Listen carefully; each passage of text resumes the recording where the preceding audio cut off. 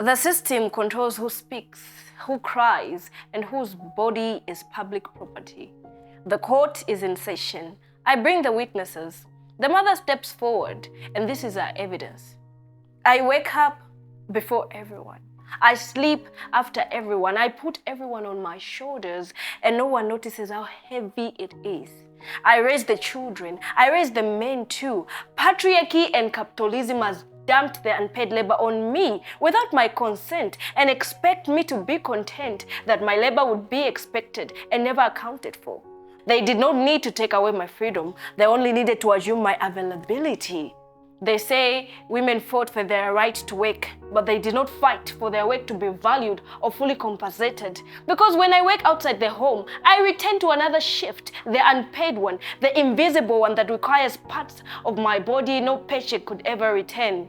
Because a child is not only an expense, a child is my time, my personal space, my body, my identity, and entire years of a woman that can never be refunded. And when society is confronted, it performs the oldest trick, calling labor love so no one has to pay for it. A boy steps forward, and this is the evidence. Objection. They told me don't cry. So with a big note on my throat, I swallowed my pain and it hardened into anger. Now I only know how to be angry and emotionally unavailable. No one heard me, so I speak if I'll be misunderstood anyway. My drunk uncle sits me down. He says a man's value multiplies with every woman he conquers. Meanwhile, I was raped by a woman, but men don't talk about that. My uncle grins. He says, I'm becoming one of us. So I move not toward love, but toward legitimacy, not toward intimacy, but toward inheritance. A father steps forward, and this is the evidence. I was told a man provides. So I provided. I came home tired. The day I married, I retired from house chores. My children know my duty. My wife says I was never there. I don't know which rule I broke. All I know is I would rather get pats on the backs and high fives from the guys. I stay out with the boys, distracted by the girls. That is my thing. My family wonders my whereabouts. Funny, isn't it? I spent more time proving manhood to men than proving my love to the woman I chose. A daughter steps forward, and this is the evidence.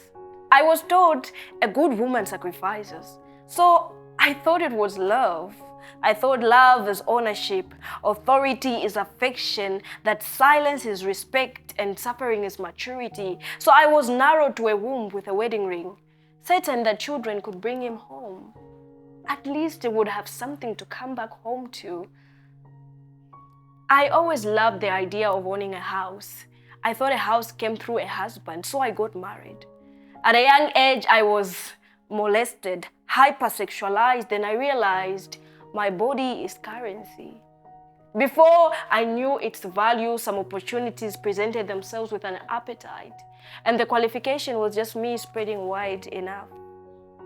In a world that keeps on pricing my flesh and discounting my mind, I understand the cost of entry.